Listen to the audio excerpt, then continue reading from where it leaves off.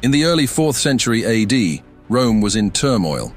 The great empire founded by Augustus nearly 3 centuries before was ripped apart by civil wars and economic crises. But on October 28, 312, all of that changed at the Battle of the Milvian Bridge. So, on October 28, 312, just north of the Tiber River, about 1.5 miles north of Rome, the Battle of the Milvian Bridge took place. It confirmed Constantine as Augustus, or Emperor, of the western portion of the Roman Empire. It also led to his becoming the first Christian leader of Rome.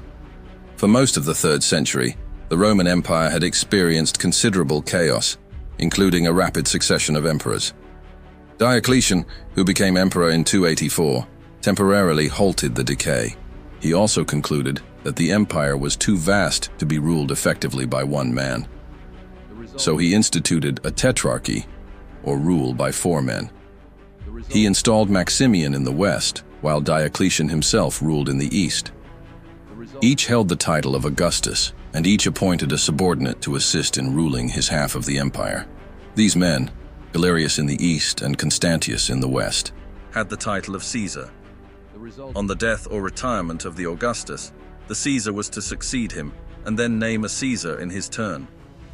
This system was supposed to provide both an orderly transition to power and a training period for the most powerful position in the empire. In 305, Diocletian retired and persuaded Maximian to do the same, whereupon Galerius and Constantius received the title of Augustus.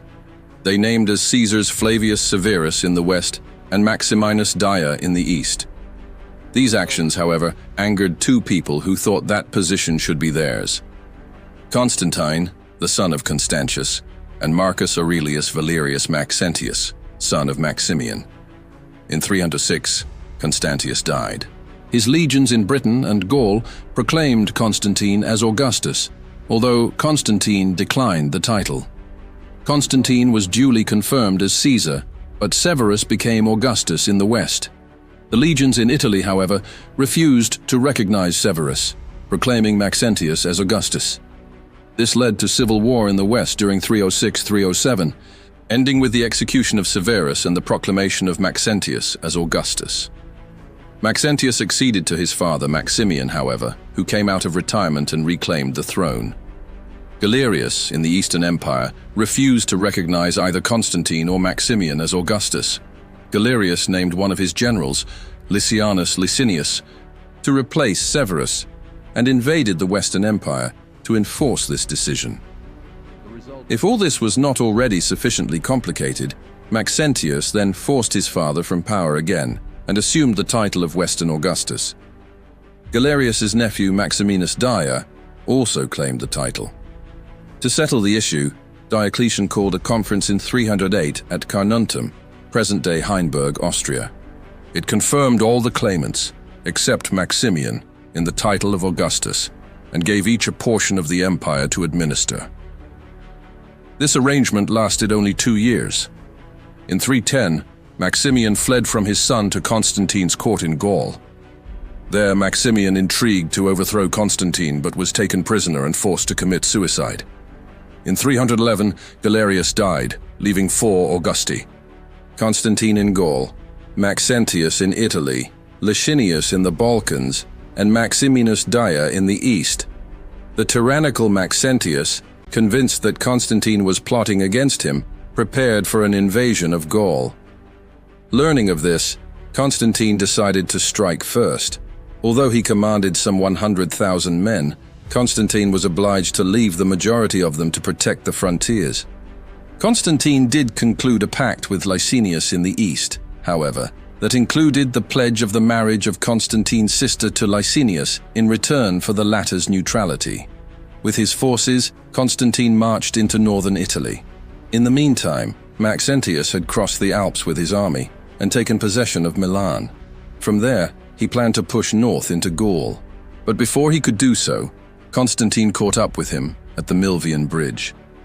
The battle that followed was short and decisive. Maxentius was killed and his head cut off. Rome was now under the control of Constantine.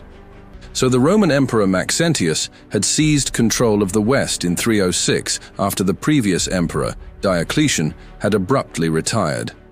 Constantine, son of a former emperor, controlled the eastern half of the empire and was eager to claim the western half for himself. With about 40,000 men, Constantine moved swiftly through the Alps into northern Italy, where he won hard-fought battles against Maxentius's legions at Susa, Turin, Milan, and Verona. As Constantine moved south, his support increased, the result of both volunteers from the countryside and defections from Maxentius's legions. By the time Constantine arrived just north of Rome, he probably commanded about 50,000 men, while Maxentius had some 75,000 men. Undaunted, Maxentius sallied from Rome, positioning his men on the plain across the Tiber River near the village of Saxa-Rubra. On October 27th, the day before the climactic battle, Constantine allegedly saw a sign in the sky that he and those around him interpreted as representing the Christian God.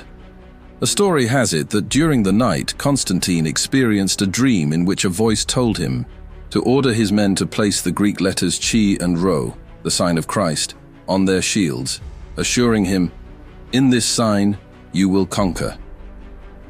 In any case, Constantine ordered the symbols scratched into the shields prior to the battle.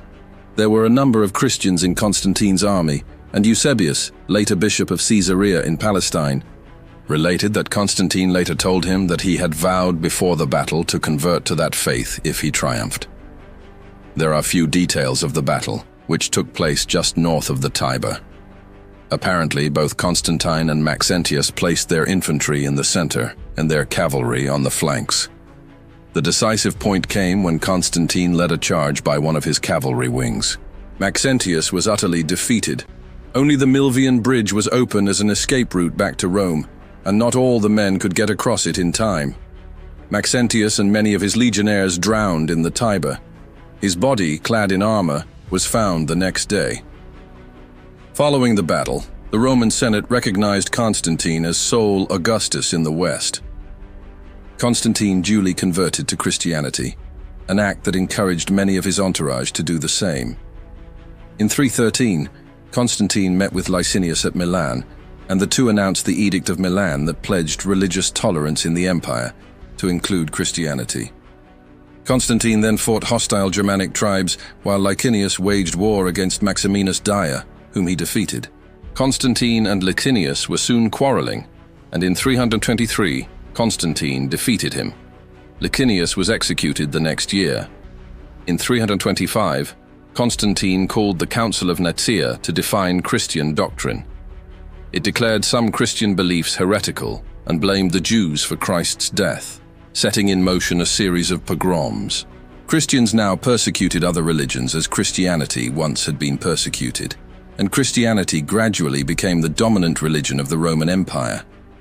Constantine, however, soon founded the city of Constantinople, setting up the formal division of the Roman Empire. The eastern portion, known as the later Roman Empire or the Byzantine Empire, lasted until 1453.